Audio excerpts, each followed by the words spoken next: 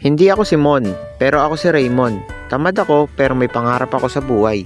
Tara, gala tayo. Continuation nga pala to ng gala namin nung nakaraan. Hinati ko lang yung video para makatipid naman.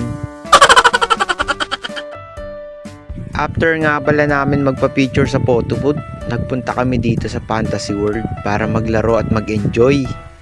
Tignan mo, siya yung nakapront sa cashier, pero tatawagin ako niyan pag bayaran na. Kamat ulo na naman si Boy! Okay lang yan. Tinawag ko nga pala yung anak ko dito para magpa-picture. Sabi ko, picturean niya ako dito sa estatwa. Gagayahin ko nga yung post nito para may pang my day naman.